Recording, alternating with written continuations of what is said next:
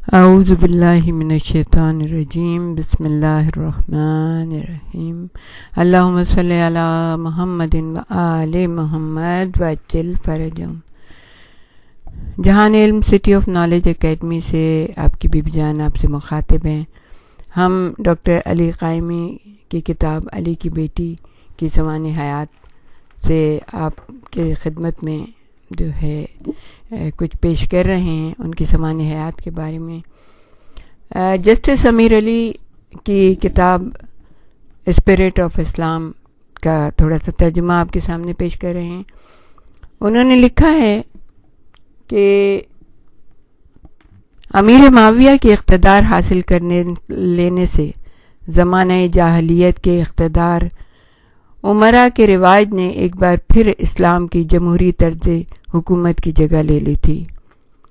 کفر نے فسق و فجور کی قوت کے ساتھ دوبارہ زندگی پالی تھی۔ علی ھذا القیاس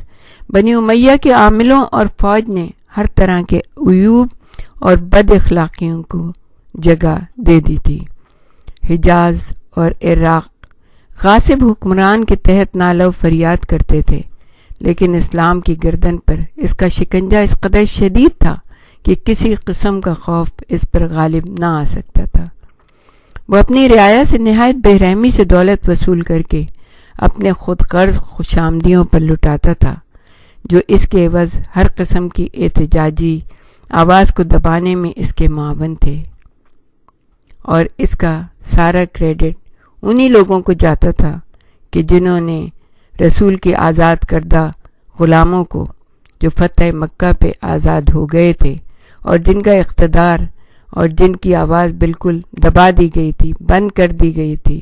ان کو اقتدار میں شریک کر کے ان کو بلند کیا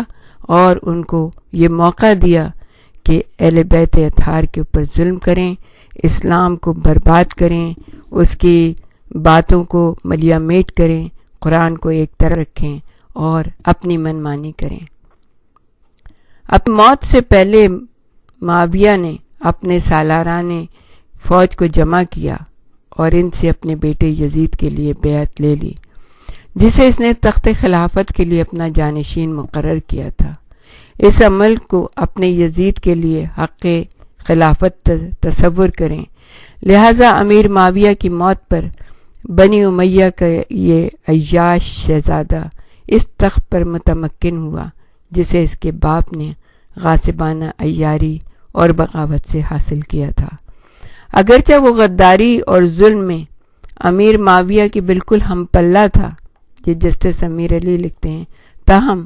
اپنے باپ کی اس قوت کا مالک نہ تھا جس سے وہ اپنے مظالم کو حکمت عملی کے پردے میں چھپا لیتا تھا۔ وہ انسانیت کو اذیت دینے کی مسرت سے صرف لطف اندوز ہونے کی خاطر لوگوں کو قتل کرتا تھا اور دکھ پہنچاتا تھا۔ بدترین قسم کے عیوب کا عادی ہوتے ہوئے دونوں اصناف مرد اور عورت کے بدقماش انسان اس کے ساتھی تھے۔ یہ خلیفہ جو اپنی نوعیت میں اپنے آپ کو امیر المومنین کہلاتا تھا، یزید ابن معاویہ اور خود امیر معاویہ کی اس کردار نگاری کی تشریح کے بعد یہی دانشور امام حسین علیہ السلام کے کردار کو جن الفاظ میں پیش کرتا ہے، اس سے ہر ذی شعور قاری اندازہ لگا سکتا ہے کہ حسین عالی مقام، امام عالی مقام جیسے عظیم کردار کا مالک یزید جیسے بد کردار شخص کی بیعت کس طرح کر سکتا تھا۔ اسی لیے جب عامل مدینہ نے آپ کو بیعت یزید لعنت اللہ علیہ کے لیے طلب کیا تو آپ نے یہ کہہ کر اس مطالبے کو ٹھکرا دیا کہ مجھ جیسا انسان یزید جیسے کی بیعت کیسے کر سکتا ہے۔ مسلمانوں کی تاریخ اس مسلمہ حقیقت کا کسی طرح انکار نہیں کر سکتی کہ یزید ہر لحاظ سے نقوش اسلام کو مسخ کرنے پر تلا ہوا تھا، جس کی تفصیل انہوں نے ایک اور جگہ بھی کی۔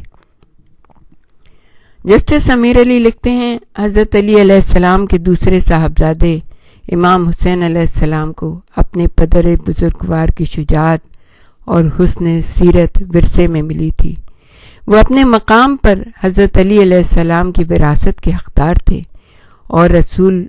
اکرم کے نواسے کے طور پر حقیقی پاکیزہ کردار کے مالک تھے۔ امیر معاویہ اور امام حسن علیہ السلام کے صلح نامے کی شرائط کے مطابق ان کا حق خلافت واضح طور پر تسلیم کیا جا چکا تھا، لہٰذا امام حسین علیہ السلام نے دمشق کے غاصب فرمانروا کی خلافت کو تسلیم کرنے کے بارے میں کبھی سوچا بھی نہ تھا، جس کے عیوب سے آپ کو نفرت تھی، جس کے کردار کو آپ حقارت اور نفرت کی نظر سے دیکھتے تھے، کیونکہ وہ ظالم تھا، وہ انسانوں پہ ظلم کر کے تسکین حاصل کرنا چاہتا تھا۔ ہر ذی شعور انسان کے لیے حسین اور یزید کے کردار کے موازنے میں معاون تاریخ انسانیت کے ان دونوں کرداروں کا موازنہ شاعر مشرق نے کیا ہے۔ وہ لکھتے ہیں، موسیٰ و فرعون و شبیر و یزید، این دو طاقت از حیات آمد پدید، در نوائے زندگی سوزش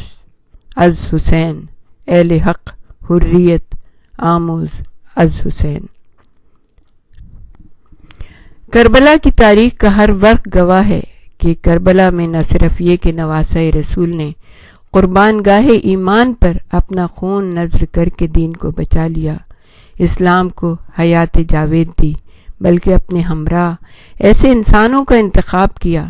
جو ہر صورت اور ہر حالت میں اپنے قائد کے ہم نوا اور ایسے پیروکار ثابت ہوئے جنہوں نے ہر کیفیت میں اپنے عظیم قائد کے مشن کی خاطر اپنی جانیں اسی قربان گاہ کی نذر کر دیں، جنہوں نے اپنے معصوم قائد کے اپنی بیعت کو ان پر سے اٹھا لینے کے باوجود کربلا کے میدان کو چھوڑنا گوارا نہ کیا۔ ہم تو یہ کہتے ہیں کہ سید الشہداء علیہ السلام نے اپنے تمام ہمراہیوں کو، خواہ مرد ہوں یا عورت، بچے ہوں یا بوڑھے، عربی نسل سے ہوں یا جمی، اپنے اپنے مقام پر حسین بنا دیا۔ اور یہ جملہ اتنا خوبصورت ہے کہ کسی نے کہا ہے کہ حسین ایک تھے، لیکن میدان کربلا روز عاشورہ میں چھوٹے سے بڑا، بچہ جوان بوڑھا، حسین نے 72 حسین بنا دیے۔ بنی نوع انسان کے لیے کلیہ پیش کر دیا کہ کردار سازی کا انحصار صرف اور صرف راہبر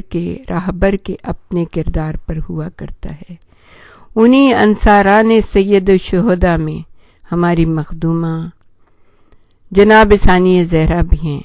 جو آپ کی تمام ذمہ داریوں میں برابر کی شریک ہیں۔ پیام شاہ جہاں پوری نے ہماری مخدومہ کے بارے میں اس طرح خراج عقیدت پیش کیا ہے، یزیدیت کو پنپنے نہیں دیا تو نے، یزیدیت کو پنپنے نہیں دیا تو نے،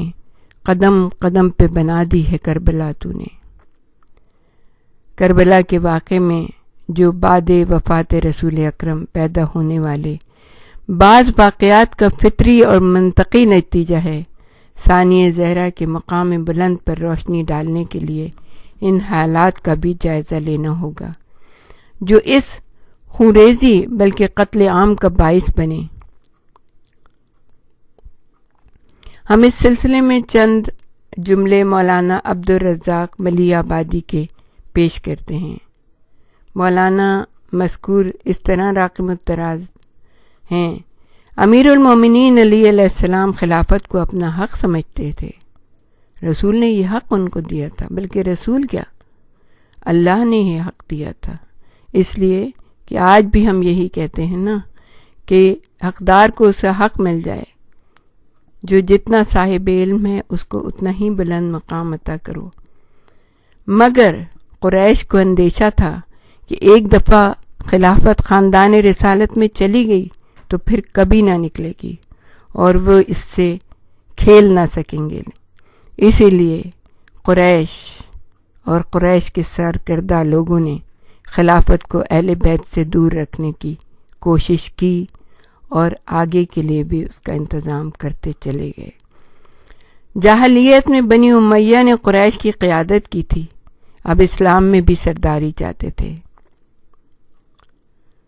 خلیفہ عمر ابن خطاب نے بنی امیہ کو یہ موقع فراہم کیا کہ ان میں سے ایک کو، جو رسول کی بہت زیادہ دشمن ابو سفیان اور جس کی ماں کا نام ہندہ، جنہوں نے رسول کے چچا حمزہ کا کلیجہ چبایا تھا، ان کے بیٹے معاویہ کو ایک بہت بڑے صوبے کا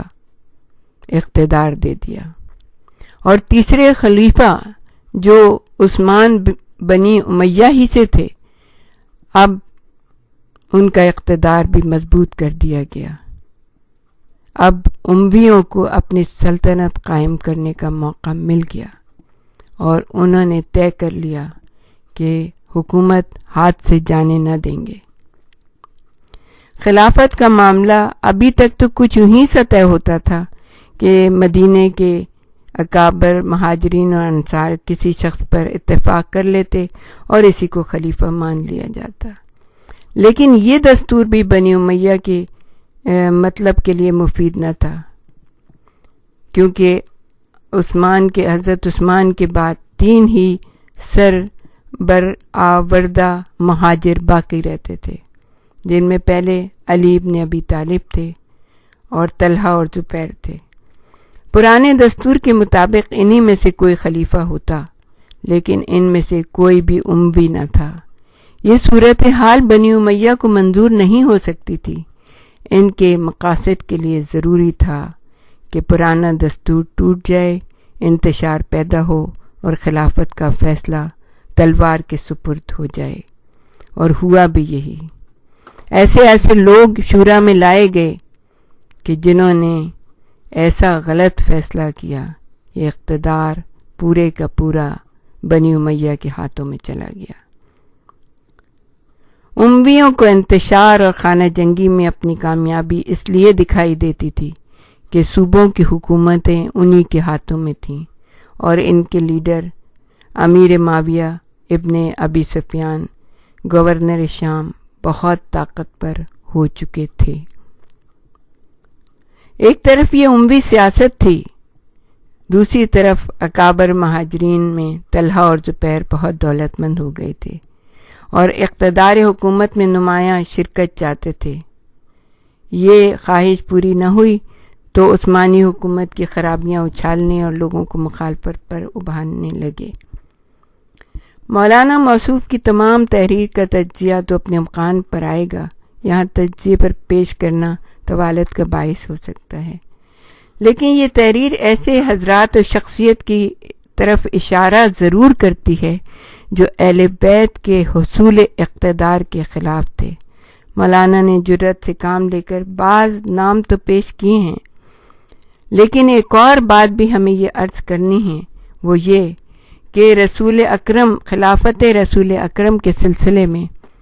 مذکورہ اندیشہ جات صرف قریش ہی کے دل میں پیدا نہیں ہوئے تھے، بلکہ انصار مدینہ کی جماعت بھی اس اندیشے میں برابر کی شریک تھی،